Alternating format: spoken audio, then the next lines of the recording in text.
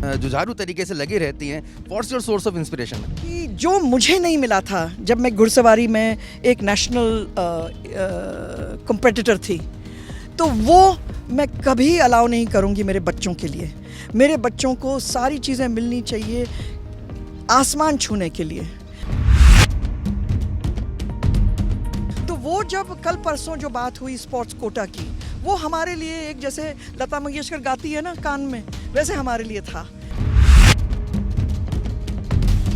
कि बहुत लंबे समय से एक डिज़ायर भी है, लोग चाहते भी हैं राजधानी भोपाल है एक इंटरनेशनल क्रिकेट स्टेडियम बने। हमेशा सोचा है कि बीसीसीआई सबसे कहते हैं कि दुनिया में सबसे वेल्थीएस्ट कॉर्पोरेशन है, तो इंदौर में तो इनने बना लिया था बीसीसीआई ने, तो बीसीसीआई को ही बनाना चाहिए ना। पब्लिक परसेप्शन दिखाया जाता है कि यशोधरा जी काफ़ी नाराज़ हो जाती हैं, यशोधरा जी बड़े गुस्से में रहती हैं, लेकिन मेरा एहसास यही है कि जब भी अगर कोई मुझे देखता है नाराज़ नहीं है, ये है कि मुझे काम आज चाहिए था, मुझे 5 दिन के बाद क्यों दे रहे हो? डेडलाइन ये थी, ये ही डेडलाइन पे आपको रहना है।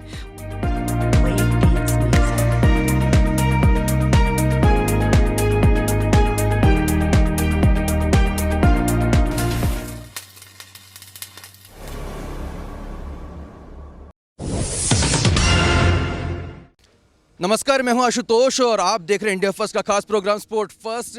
मध्य प्रदेश में खेल और युवा कल्याण विभाग क्या कुछ एक्टिविटीज़ कर रहा है और इस साल क्या कुछ उसके लक्ष्य हैं, क्या कुछ उसके नियम कायदे हैं, उसको लेकर हम चर्चा करेंगे किसी और से नहीं बल्कि मध्य प्रदेश सरकार की खेल और युवा कल्याण मंत्री यशोधरा राजे सिंधिया जी से, जो कि एक्सक्लूसिवली हमारे साथ मौजूद है। आपका बहुत बहुत स्वागत है मैम। खुशी है मुझे कि आपके दर्शकों के सामने हम लोग खेल की बात कर सकते हैं आपके साथ। जब यहाँ पर हम पहले आए करते थे, मैं भोपाल का इस नज़ारे को देखते थे तो यहाँ पर काफ़ी कुछ कम यहाँ पर दिखाई दिया करता था, इस तरह की खूबसूरत नज़ारा नहीं दिखना पड़ता था। लेकिन ये देखा जा रहा है तो पूरा का पूरा अपने यहाँ पर एनवायरनमेंट ही चेंज कर दिया है और ऐसा लग रहा है कि यहाँ पे पूरा जो कहा जा सकता है कि वेल इक्विप्ड स्पोर्ट्स अकेडमी यहाँ पर वाटर स्पोर्ट्स की यहाँ पर दिखाई दे रही है। मैडम को दिखा दो सर, अपनी फैसिलिटीज दिखा दो। पूरा आपने चेंज ओवर ही कर दिया। मेहनत लगी है, एक पूरी टीम है इसमें आशुतोष।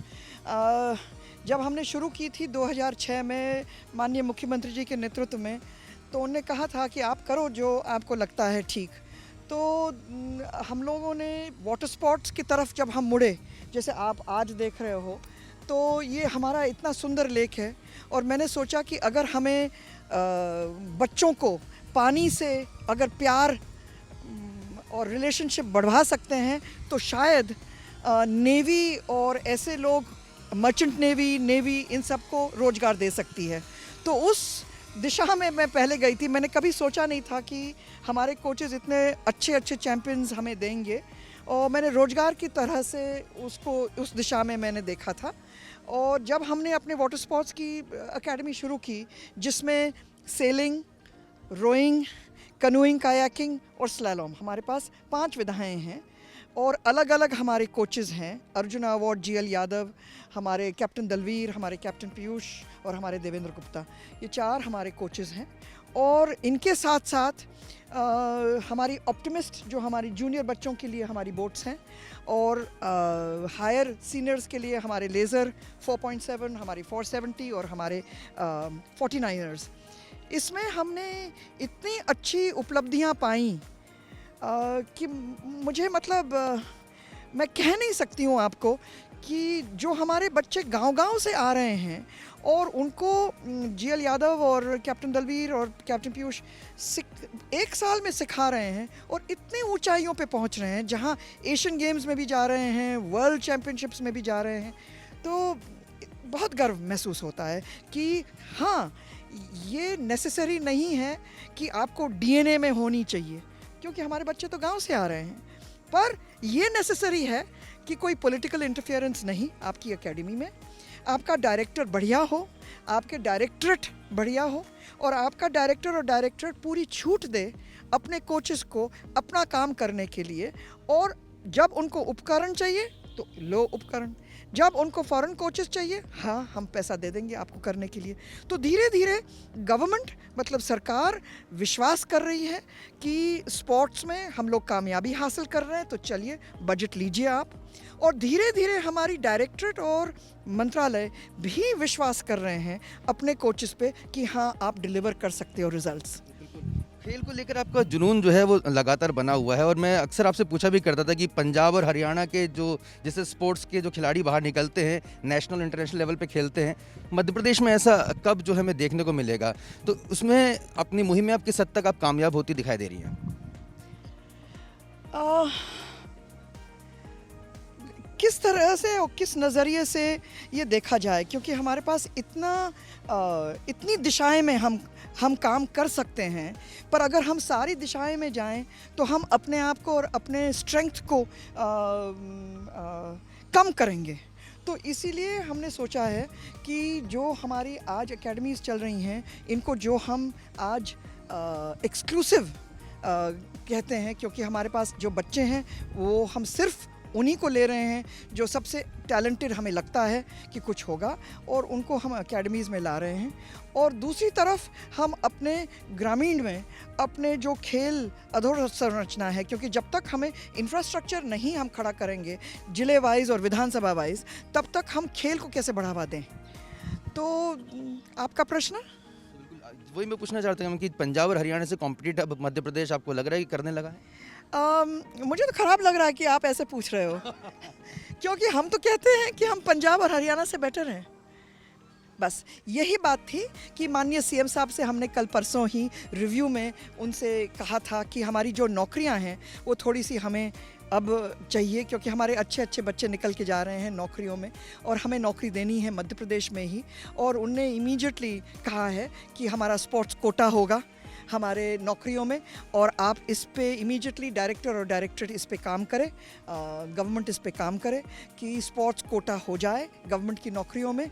ये हमारे लिए बहुत ही एक हम 10-15 साल से यही सुनना चाह रहे थे, जो हमने मुख्यमंत्री जी के होठों से सुना कि अब स्पोर्ट्स कोटा हो सकता है। हाँ ठीक है, समय लगेगा उसको ज़मीन पे लाने के लिए, पर कम से कम अब उम्मीदें हैं हमारी कि हमारे बच्चों को स्पोर्ट्स कोटा के माध्यम से, सिर्फ पहले क्या होता था आशुतोष कि हम सिर्फ विक्रम और एकलव्य के माध्यम से बच्चों को नौकरी दे सकते थे। अब हमारे पास एक नई ओपनिंग आ गई है कि सरकार के अंदर जब स्पोर्ट्स कोटा हो सकता है तो हम दूसरों को भी दे सकते हैं जिन्होंने विक्रम और एकलव्य नहीं जीता हो, और जो नेशनल्स में कुछ उपलब्धियां लाए हैं या कुछ और अदर गेम्स में। तो ये बहुत एक अच्छी बड़ी उपलब्धि है हमारे लिए जो सीएम साहब ने परसों हमें दी। एक सवाल है कि coordination with the school department, जो स्कूल एजुकेशन डिपार्टमेंट है उसके साथ खेल विभाग का कितना जो है तालमेल बैठ पाता है, क्योंकि टैलेंट वहाँ से भी आता है? अच्छा प्रश्न या कुछ कहा है कि हम लगातार पिछले 5-10 साल से कोशिश कर रहे थे कि स्कूल एजुकेशन जिसके पास इतना बड़ा अमला है और जिसके पास एक फ़िज़िकल एजुकेशन की भी एक एरिया है जिसमें वो काम करते हैं, वो हमारे माध्यम से करें, क्योंकि मुझे लगता है कि अब हमारे डायरेक्टरेट के अंदर डायरेक्टरेट को पता है कि हमें क्या और कैसे अपने खेलों को कैसे आगे बढ़ाना। और ये एक अच्छी बात आपने कही, क्योंकि ये भी हमारे सीएम साहब के रिव्यू में आया था कल परसों, और वहाँ भी उनने बहुत ही इसके ऊपर जोर दे के कहा कि नहीं बिल्कुल सही आप कह रहे हो, आप लोग स्कूल शिक्षा विभाग में आपका समन्वय होना चाहिए, आप लोगों को भी मदद करनी चाहिए। उनके स्कूल के टाइम टेबल में फ़िज़िकल एजुकेशन कैसे सिखाएंगे, उनके जो फ़िज़िकल टीचर्स हैं, फ़िज़िकल टीचर ट्रेनर्स हैं, उनको कैसे आप सिखाओगे। तो ये समन्वय उनने अब कहा है। जब एक दफ़े अब सीएम ऑफिस की तरफ से आ जाता है तो फिर हम लोग अपनी फ़ाइल चला सकते हैं और इसके ऊपर काम कर सकते हैं। इसके साथ साथ स्कूल सिर्फ नहीं पर ट्राइबल भी, क्योंकि ट्राइबल से बच्चे हमारे अलग अलग विधाएं हैं जहां हमें लगता है कि हमारे ट्राइबल बच्चे उसमें बहुत शानदार प्रदर्शन कर सकते हैं अगर उनको अच्छे से सिखाया जाए। तो ट्राइबल को भी इसमें जोड़ा गया है कि सिर्फ स्कूल शिक्षा नहीं पर ट्राइबल भी इसमें जोड़ा जाएगा, क्योंकि उनका भी इंफ्रास्ट्रक्चर है अलग से और उनकी भी खेल गतिविधियां हैं जो हम समन्वय बनाकर उनको बता सकते हैं। आपने एक बहुत बड़े बड़े कदम उठाए हैं खेल की अगर हम बात करें, क्योंकि खेल को लेकर आपका शुरुआत से फोकस रहा है, जुनून है अगर मैं कह सकता हूँ आपकी तरफ से। तो ये जानना चाहेंगे कि मध्य प्रदेश का ऐसा कौन सा वो खेल है जो आपको लगता है कि इसमें बहुत असीम संभावना है, जहाँ पे आपको लगता है कि मध्य प्रदेश एक पायनियर बन सकता है स्पोर्ट्स में, उस पर्टिकुलर फील्ड में। तो आप अभी तक की आपका अनुभव क्या बताता है? मैं मास्क अगर मैंने निकाला तो आप बहुत बड़ा स्माइल देखोगे चेहरे पे, क्योंकि वो एक प्रश्न है जिसको मैं आंसर नहीं कर सकती। मैंने सोचा चलो मैं हॉकी शुरू करूंगी, क्योंकि भोपाल हॉकी की नगरी थी, हॉकी की नर्सरी थी, ग्वालियर भी हॉकी की नर्सरी थी। तो चलो मैंने कहा हॉकी हम शुरू करते हैं, मेंस हॉकी, विमेंस हॉकी। उसमें बहुत अच्छी कामयाबी मिल गई। आज की तारीख में सब जूनियर नेशनल्स आपके बच्चों बॉयज़ ने जीता, जूनियर नेशनल्स आपके बॉयज़ ने जीता, सीनियर नेशनल्स आपकी गर्ल्स ने जीत लिया। आधी आपकी रियो ओलंपिक्स की टीम हमारे यहीं से आई थी। अब कंपटीशन बढ़ता जा रहा है, अब स्टेट सब उठ रहे हैं। हमने जो कदम उठाए थे 10 साल पहले, अब सब स्टेट्स अब जुड़ रहे हैं उसमें, तो इसीलिए कंपटीशन ज़्यादा हो रहा है और हमारे बच्चे अच्छे कर रहे हैं हॉकी में। उसके साथ साथ फिर मैंने कहा चलो अब क्या शुरू करना है, तो मैंने कहा शूटिंग। तो शूटिंग में हमारी 4 विधाएं हैं। ट्रैप, जिसको बिग बॉर कहते हैं, स्कीट, राइफल, और राइफल में भी 2-3 चीज़ें हैं। और मैं स्पोर्ट्स के कोच से बात कर रहा हूँ इस समय, इतने विभाग के बारे में। बोल नहीं सकती क्योंकि अब तो इतनी तकनीक्स आ गई हैं। तो शूटिंग पे हम लोग शुरू कर दिए। हमारी एकेडमी शुरू हो गई थी, शूटिंग की एकेडमी शुरू हो गई थी, उसमें कामयाबी शुरू हो गई। हमारी मुस्कान कुरार ने उस साल जूनियर वर्ल्ड रिकॉर्ड तोड़ दिया। जूनियर वर्ल्ड रिकॉर्ड, इंडिया नहीं, जूनियर वर्ल्ड रिकॉर्ड तोड़ दिया। तो ऐसे करते हुए तो हमने देखा कि वहाँ कामयाबी है, कैसे और क्यों? क्योंकि हमने ऐसे ऐसे कोचेस लाए, हमारे जूनियर कोचेस मतलब जो लोअर स्तर के हैं, फिर हमारे हाई परफॉर्मेंस कोचेस। तो बहुत ही बारीकी से हमने इन एकेडमीज़ को खड़ा किया है, सोच समझ के किया है। और जब भी कोच के साथ रिव्यू होती है डायरेक्टर के साथ, तो उसमें मंथली रिव्यू होती है और 3 मंथली रिव्यू होती है, जिसमें मैंने कोचेस को कहा है फील फ्री, बताओ कि तुम्हें क्या चाहिए। अगर तुम्हें आसमान चाहिए तो हम वो कोशिश करेंगे, but it should be with in reason. हम भी छोटा सा विभाग है, सबसे सीमित बजट है हम लोगों का, और फिर भी हमने वो किया। तो अब हॉकी हो गई, शूटिंग हो गई, उसके बाद फिर वाटर स्पोर्ट्स भी हमने 2006 में ही शुरू किया, 2006-2007। और मुझे याद है नेवी चीफ आए थे यहाँ इसका लोकार्पण करने के लिए। तो उन्होंने कहा कि मैडम मैं सोच रहा था प्लेन में कि ये भोपाल में आप नेशनल सेलिंग स्कूल, ने मुझे नेशनल दर्जा दे दिया था, नेशनल सेलिंग स्कूल कैसे खोल रहे हो जब ये लैंड लॉक्ड स्टेट है, स्टेट के चारों तरफ कोई सी और ओशन तो है नहीं। तो मैं जब आया और मैंने देखा आपकी झील, बड़ी झील, तब मुझे समझ में आया कि आप क्या कर रहे हैं और क्या करना चाह रही हैं। तो मैंने उस टाइम भी कहा कि मुझे कामयाबी यही चाहिए कि मेरे बच्चों को नौकरी मिल जाए। क्या पता था कि हमारे कोचेस इतना बढ़िया करेंगे चारों विधाओं में कि आज हम नेशनल चैम्पियंस हैं कई चीज़ों में।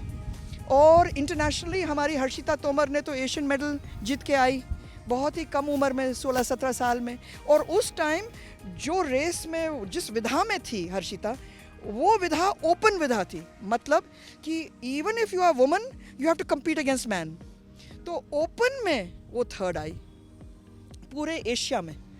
हम लोगों के बच्चे अब ऑप्टिमिस्ट में, हमारे बच्चे थाईलैंड गए अभी, हमारी रितिका दांगी और हमारी उमा चौहान, ये सारे बच्चे, राम मिलन यादव, ये सारे बच्चे अब उस लेवल के नहीं रहे, they all international level. And I am hoping कि गॉड्स ग्रेस के साथ, गॉड के आशीर्वाद के साथ और सीएम साहब के नेतृत्व में, क्योंकि लीडरशिप भी बहुत ज़रूरी है ऐसी चीज़ों में, कि इस लीडरशिप के अंडर हमारे बच्चे कामयाबी हासिल करेंगे। पर वो एंड नहीं हुआ। कराटे में भी वो national champions 9 years in a row, 9 साल लगातार हम रहे। तो मार्शल आर्ट्स के लिए हम लोगों ने बहुत मेहनत करी, कराटे, टाइक्वांडो और हमारी फेंसिंग में। और तो वो हो गया आपका मार्शल आर्ट्स। फिर बॉक्सिंग में हमारी बच्ची अभी जिज्ञासा अभी एशियन चैम्पियनशिप्स के लिए जाएगी उज़्बेकिस्तान। तो बॉक्सिंग में भी लगातार उनके खिलाड़ियों के नाम आपको याद हैं, उनके सारे सेगमेंट्स आपको याद हैं, वो कहाँ जाने वाले ये भी आपको याद हैं, कौन सा इवेंट है उस पार्टिसिपेट करने जा रहे हैं वो भी आपको याद है, तो पूरा एनसाइक्लोपीडिया मतलब जो है मेरे साथ में चल वो रहा है। बात नहीं है। अगर हमें सक्सेस चाहिए तो सक्सेस तभी आता है जब success is in the details. Details में नहीं जाओगे तो फिर सक्सेस नहीं मिलेगा। और डायरेक्टर साहब के साथ हम लोगों ने बहुत मेहनत अब कर रहे हैं एशियन गेम्स के लिए। अब पता नहीं अगर कोविड में अब क्या सिचुएशन होगा, कैसे होगा, क्योंकि ओलंपिक्स में भी हमें और ज़्यादा कामयाबी मिल जाती। सिर्फ ऐश्वर्य प्रताप नहीं जाता, क्योंकि 40-50 साल से हम मध्य प्रदेश से किसी को भेज नहीं पाए। पर इस बार चिंकी यादव ने और ऐश्वर्य ने ओलंपिक कोटा लाया शूटिंग में। ओलंपिक कोटा मतलब कि इंडिया पार्टिसिपेट नहीं कर सकती है शूटिंग में, उस विधा में बच्चे को हासिल करना पड़ता है ओलंपिक कोटा। वो कोटा आता है, फिर इंडिया फिर से सिलेक्शन ट्रायल करके फिर अपने बच्चे भेज सकती है, नहीं तो नहीं भेज सकती।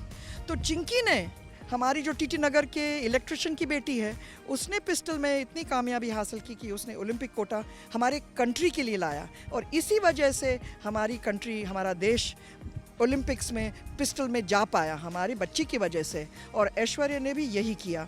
पर लास्ट में क्या हुआ कि सिर्फ ऐश्वर्य ही जा पाया और हमारे 4 हॉकी की लड़कियां जो अपने विमेंस हॉकी में थीं, और हमारे 2 बच्चे जो ब्रॉन्ज मेडल टीम में हमारे मेंस में, विवेक सागर और हमारे नीलकांता शर्मा, वो दोनों ने आपके मेंस टीम में ओलंपिक्स में थे।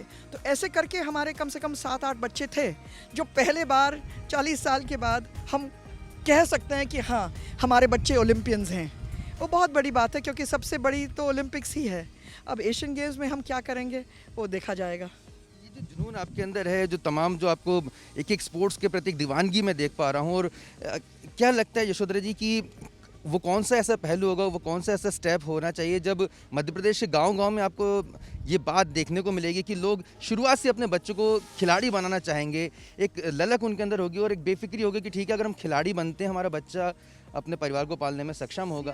सीएम साहब की रिव्यू मीटिंग के बाद जो उनने हमें ये स्पोर्ट्स कोटा की बात करी, अब आप देखोगे डिफरेंस। क्योंकि अभी तक पेरेंट्स को पता नहीं था कि हम अपने इनके बच्चों के साथ क्या करेंगे। हमारा सुनील डावर है, सुनील डावर ने 5000 मीटर में दौड़ में नेशनल रिकॉर्ड कामयाब किया।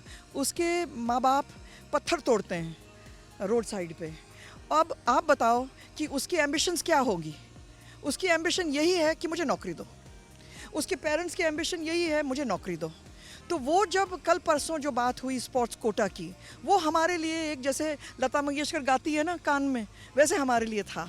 क्योंकि अब हम कह सकते हैं अपने ग्रामीण बच्चों को, क्योंकि आप जो देख रहे हो आज, हार्डली आपके 1% होंगे भोपाल और इंदौर के, ज़्यादा से ज़्यादा हैं सब आपके ग्रामीण के। तो जब आप कहते हो ना कि गांव के, मेरे यहाँ अकेडमीज़ में मुझे लगता है 800 बच्चे होंगे, 800-900 बच्चे। और 800-900 बच्चों में hardly 50 to 100 will be from Bhopal and Indore. The rest are all from गाँव.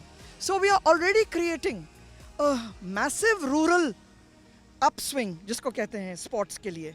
और अब माँ बाप आते हैं, देखते हैं, जैसे अभी हमारे बच्चे अगर स्पोर्ट्स वाटर स्पोर्ट्स में हैं तो आके देखेंगे, उनके आंखें फाड़ते हुए हम देखते हैं कि भैया उनको पता ही नहीं था कि ऐसे हम लगा रहे हैं। हम आपके घुड़सवारी एकेडमी में जाएंगे तो देखेंगे वहाँ जंप्स लगे हुए हैं, इंडोर स्टेडियम एक तरह से लगा हुआ है।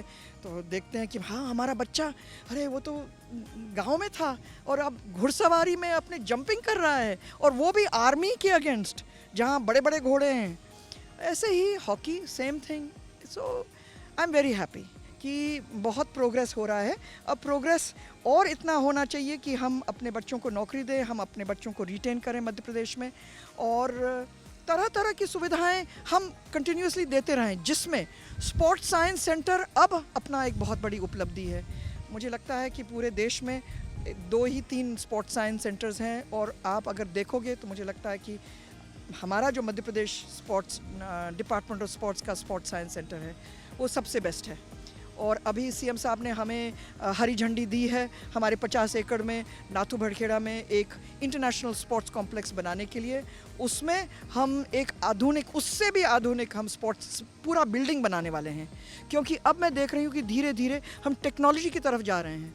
तो कोचिंग तो ठीक है, पर उसके साथ साथ सप्लीमेंट, उसके साथ साथ न्यूट्रिशन, उसके साथ साथ साइकोलॉजिस्ट, उसके साथ साथ फिजियो, मैस्योर, सारी चीज़ें, ये न्यूट्रिशनिस्ट, ये सारी चीज़ें बहुत इम्पॉर्टेंट हैं, क्योंकि हम अपने बच्चों के डीएनए हमारे अमेरिकन बच्चों जैसे नहीं हैं, तो हमें सप्लीमेंट्स देने हैं, हमें उनको साइकोलॉजिस्ट के माध्यम से ब्रेन को बिल्कुल टाइट करना है, कॉन्फिडेंस देना है। तो हम भी कोशिश कर रहे हैं कि अगर हमें वहाँ पहुँचना है तो हमें ये सब जो इकोसिस्टम है, ये इकोसिस्टम को हमें बनाना पड़ेगा। भोपाल में क्रिकेट स्टेडियम की बहुत लंबे समय से एक डिज़ायर भी है, लोग चाहते भी हैं, राजधानी भोपाल में है एक इंटरनेशनल क्रिकेट स्टेडियम बने जहाँ पे इंटरनेशनल मैचेस हों। हमेशा सोचा है कि बीसीसीआई सबसे कहते हैं कि दुनिया में सबसे वेल्थीएस्ट कॉरपोरेशन है, तो इंदौर में तो इनने बना लिया था बीसीसीआई ने, तो बीसीसीआई को ही बनाना चाहिए ना। जब आप हजारों करोड़ के मालिक हो तो यहाँ बनाना या कहीं बड़े बड़े मेजर सिटीज़ में बनाना आपका तो दाएं हाथ का खेल, बाएं हाथ का खेल होना चाहिए। हमारा दायित्व होना चाहिए, हमारी जिम्मेदारी होनी चाहिए कि दूसरे खेलों की फैलावट। हम सब व्यक्ति तो क्रिकेटर नहीं बन सकता, हमें कामयाबी देनी थी दूसरे स्पोर्ट्स में, जो हमने अब पूरे देश को दिखा दिया कि हाँ, जहाँ हमारी लीडरशिप का सपोर्ट है, जहाँ हमारे कोचेस का सपोर्ट है, जहाँ हमारे डायरेक्टर और डायरेक्टरेट बढ़िया चल रहे हैं, तो कामयाबी तो आ ही सकती है। वो फैलावट आज जो मध्य प्रदेश में देख रहे हो वो होना ही था, अब वो एक मॉडल बननी चाहिए दूसरे स्टेटों के लिए, और हमारे लिए हमारा बजट भी इंक्रीज होता जाए ताकि हम उस कंपटीशन का सामना करें। यशोधरा जी की जो एनर्जी लेवल है, आपका सोर्स ऑफ इंस्पिरेशन क्या है, वो जानना हम चाहते हैं, क्योंकि लगातार आप इसमें जुझारू तरीके से लगी रहती हैं। What's your source of inspiration?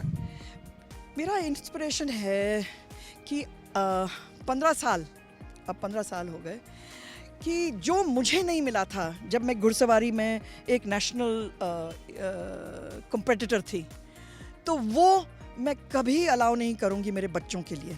मेरे बच्चों को सारी चीज़ें मिलनी चाहिए आसमान छूने के लिए। हम लोगों को ये भी नहीं हो सकता था, वो भी नहीं हो सकता था, बजट्स नहीं मिलते थे, घोड़े नहीं मिलते थे, ये सब होता था, और हमारे पेरेंट्स कभी सपोर्टिव नहीं थे कि आप स्पोर्ट्स में जा रहे हैं, क्या फ़ायदा, क्या होने वाला है उसके बाद। तो मैंने हमेशा रखा है कि अगर मेरे पास कोई भी स्पोर्ट्स बच्चा आएगा किसी चीज़ के लिए भी, तो दरवाज़ा खुला है, उसको अपॉइंटमेंट लेने की ज़रूरत नहीं है। दूसरों को अपॉइंटमेंट्स लेना है पर उसको अपॉइंटमेंट नहीं। तो वो जो पैशनेट फीलिंग है वो है कि इतनी ही खिड़की मिलती है, और माननीय मुख्यमंत्री जी ने जो मुझे दिया है खेल विभाग, फिर से मैंने उनसे पूछा, मैंने उनसे रिक्वेस्ट की, और उन्होंने हमेशा मुझे वो खेल विभाग वापस दिया। सिर्फ इसी वजह से मैंने मांगा है कि वो जो छोटी खिड़की मिलती है कुछ अच्छाई करने के लिए, कुछ बच्चों को बनाने के लिए, वो इतने ही समय के लिए मिलेगी। तो एक्सेलरेटर जो गाड़ी का है उसको दबाओ और चल बसाओ। मैं पर्सनल अपना एक्सपीरियंस आपसे शेयर करना चाहूँगा क्लोजिंग में।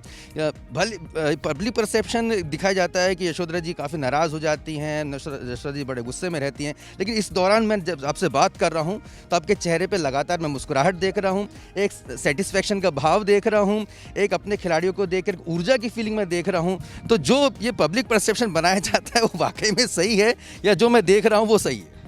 अब मैं नकारात्मक चीज़ को क्यों कहूँ या कुछ उसको पुष्टि क्यों दूँ?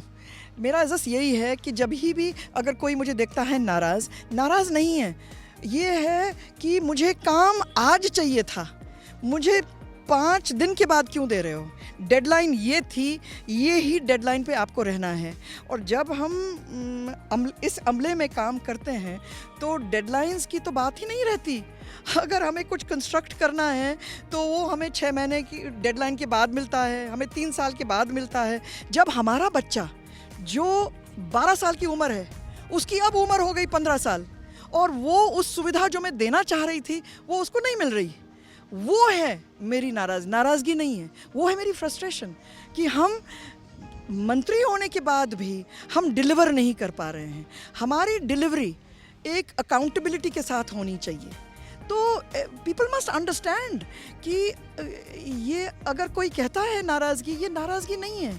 If you are telling me as a professional that you are delivering to me, then you must deliver on time, because मैं इफ़ेक्ट कर रही हूँ मेरी अनडिलीवरी से किसी बच्चे की पूरी लाइफ, उसके जीवन में डिफरेंस आने वाला है मेरी वजह से। क्यों? क्योंकि मैं टाइम लाइन पे डिलीवर नहीं कर पा रही हूँ उसको, तो दैट इज़ द प्रॉब्लम। और thank you, thank you, thank you. This is the restlessness है, जो काम को टाइमली जो है उसको करने की जो ललक है उनके अंदर, जो जुझारूपन है, जब कभी कभार अगर वो नहीं हो पाता है, उसमें कुछ कमी रह जाती है, तब वो कहीं ना कहीं एक कहा जा सकता है, जैसे हम लोग कॉमन लैंग्वेज में, आम भाषा में नाराज़गी शब्द का इस्तेमाल कर देते हैं कि मैडम नाराज़ हो गई हैं, लेकिन वो नाराज़गी नहीं है। आप देख सकते हैं चेहरे पे लगातार मुस्कुराहट है। इस पूरे इंटरव्यू के दौरान मुझे लग रहा था कि हो सकता है कि मेरे किन्हीं सवालों पे वो नाराज़ हो जाए, लेकिन चेहरे पे लगातार मुस्कुराहट, सेंस ऑफ सेटिस्फैक्शन, और नए साल की इसी तरह की शुरुआत भी होनी चाहिए। हम आपको मैम शुभकामनाएं देंगे कि आप अपने लक्ष्य में कामयाब हो सकें, मध्य प्रदेश पूरे देश में ही नहीं पूरे विश्व में नाम रोशन करें, और तमाम खिलाड़ी जो आप जो इस समय कंट्रीब्यूशन दे रही हैं उन्हें और उनके लाइफ को बनाने के लिए, वो आने वाले 10 साल बाद, 20 साल बाद ही आपके कंट्रीब्यूशन को याद रख सकें। हमें समय देने के लिए बहुत बहुत शुक्रिया। थैंक यू आशुतोष, आपको और आपके दर्शकों को धन्यवाद, इंडिया फर्स्ट को धन्यवाद। Thank you, thank you. Cameraman Anand Sujane और विदुर झा के साथ Ashutosh, India first news, Bhopal.